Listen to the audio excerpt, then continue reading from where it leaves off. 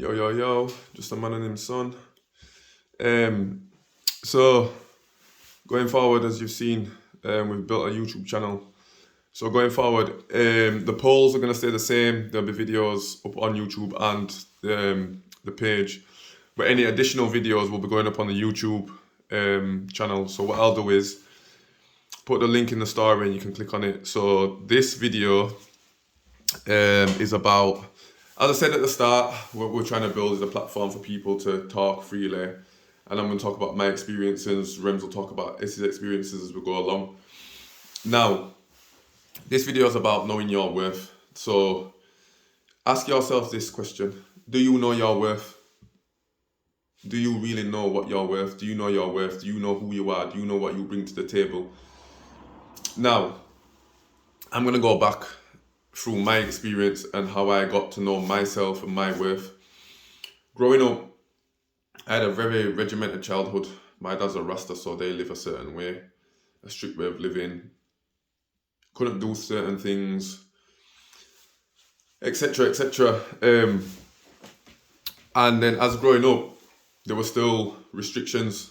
Me and my dad used to clash heads all the time because I'm growing up, but you're not giving me this leeway. So I think as I got older and I was allowed to do certain things, I went wild with it, which kind of makes sense. And I made a lot of mistakes when I was younger through that. Whereas I equip my son with, first of all, life skills, so he can, if anything does happen to me, God forbid, he has got life skills more importantly than anything else, which will carry him through. So as I was growing up, when I got to 18, I think I was 18, that's when I met Rems's mum. Now, she was older than me, 20 odd at the time, had her own house, car. That was very impressionable to me then. And because I'd lived a certain way for a certain amount of time, seeing the way another person lives and the way they think I was like, whoa, kind of opened my eyes to like, wow, I've been living this, not restricted, but regimented sort of way of thinking and living. So it was very impressionable to me. And then the people I had around me at the time was like, yo, you're 18, you got a big girl, man. She's got cash, she's got, you good, you boost, man, boost up your chest, man. So I'm like, yeah, man. But I was only young, so my mindset was completely different to it is now. Like, this is going back, exactly 18 years. So the progression from then to now is madness.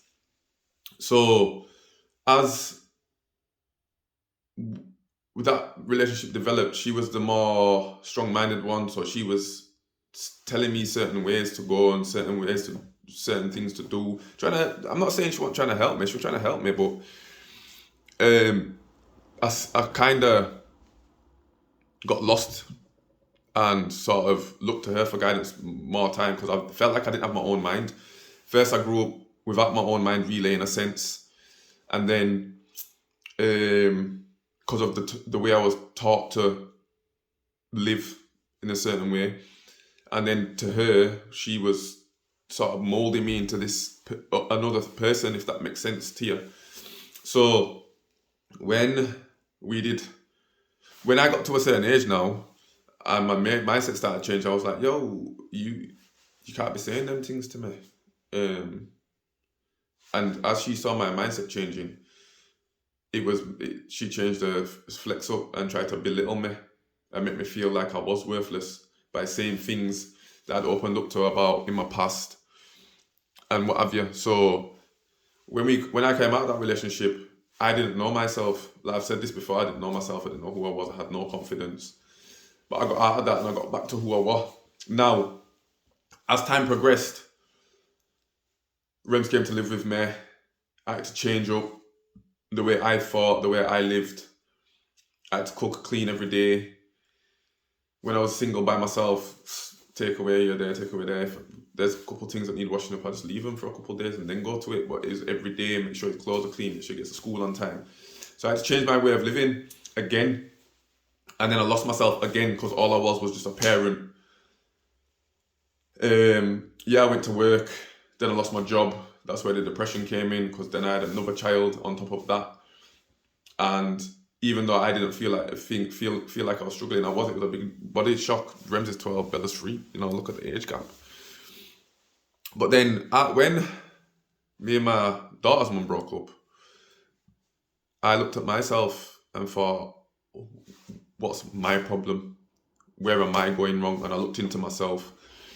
And then I realized, well, do you know what? I don't know who I am. So let me see who I am. You see, now I know who I am. I know what my worth is. So when I say my worth is this, I can do everything for myself. I said this in previous videos. Now, people, like I said before, people are intimidated by men, independent men and women. For me, you might not be able to match them financially or do certain things for them, but just motivate them, lift them up. This is what a lot of people don't understand. Your worth could be completely different to somebody else's. So you need to answer yourself this. Certain situations you're in now, did you know your worth while you got into that situation? For example, if you got with somebody that already had a partner and you knew they had a partner, what do they think? What do you think they're going to do to you? Why are they not going to do the same to you? So you're setting a bar to make them think, well, you know what? They're just settling for this, what they call side chick, side dude, whatever it is. So I'm just going to keep them at that level, and I'll keep them down there, and I'll probably make them feel a bit lower as well, so I've got them. So ask yourself, do you know your worth? What do you bring to the table? If you know you bring all these things to the table, plus the chairs, the cutlery, that's you. For me, it's like social media, all this sliding DMs. When I was single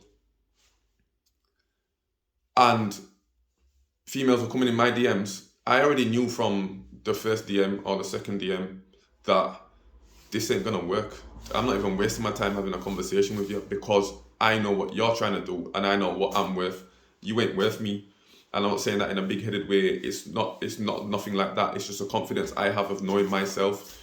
So you need to set your bar and stay at that bar. Don't ever go below that bar. Once you start going below that bar and lower yourself to please other people, that's when you lose yourself. Once you lose yourself, it takes a lot of time to come back.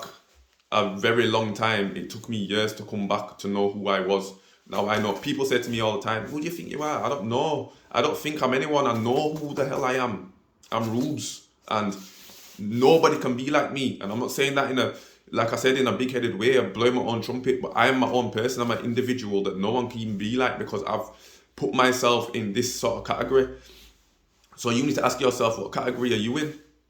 Then, if you're in a certain situation that you've put yourself in, you cannot then complain about that situation. How are you trying to complain about that situation if you already knew the situation was going to be like how it was? So you need to understand this, know who you are before anything else, and you've got to love yourself before you can let anybody else love you.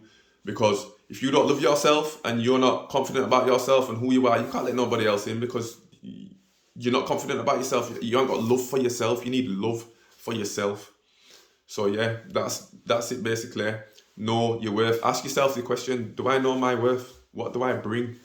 And from you know that, and you can set that bar for yourself, and you know, say, that's my bar, then stick to it. Man like Rubes, over and out.